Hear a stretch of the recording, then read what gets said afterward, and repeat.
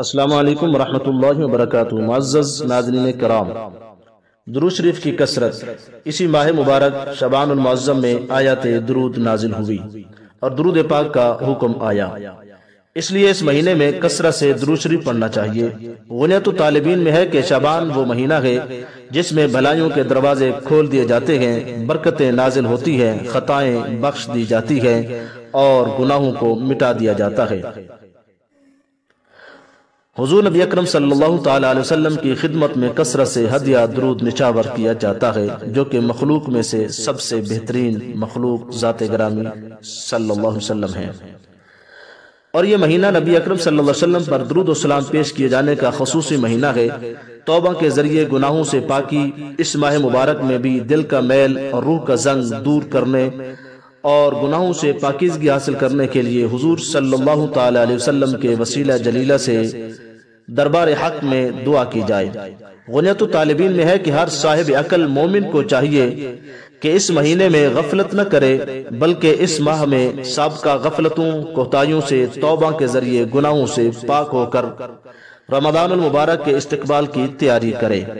اللہ رب العزت کی بارگاہ میں تضرع اور زاری کرے، اور شعبان کے مہینے میں بارگاہ خداوندی میں صاحب مہینہ پیکر حمد و ثنا حضور نبی اکرم صلی اللہ تعالی علیہ وسلم کا وسیلہ لے، یہاں تک کہ اس کے دل کا فساد دور ہو جائے اور اس کے باطن کا مرض دفع ہو جائے۔ معزز ناظرین کرام، یہ مہینہ تمام مہینوں سے افضل مہینہ ہے۔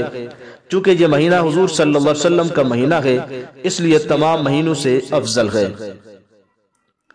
جیسا کہ غنیت طالبین میں ہے کہ اللہ رب العزت نے فرمایا، وَرَبُّكَ يَخْلُقُ مَا يَشَاءُ وَيَخْتَارُ،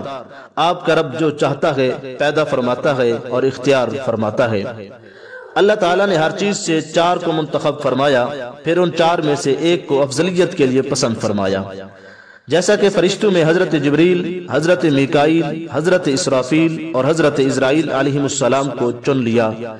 پھر ان میں سے حضرت جبریل علیہ السلام کو افضلیت کے لیے پسند فرمایا۔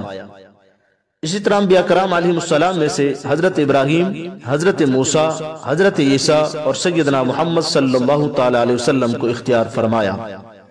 اور پھر ان میں سے حضور صلی اللہ علیہ وسلم کو مصطفیٰ بنایا، پسند فرمایا،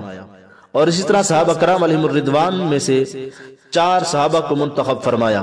حضرت ابو بکر، عمر، عثمان اور علی المرتضی رضی اللہ تعالی عنہم، پھر ان میں سے حضرت سیدنا صدیق اکبر کو خصوصی فضیلت عطا فرمائی۔ اسی طرح مہینوں میں سے چار کو منتخب فرمایا، رجب، شعبان، رمضان اور محرم،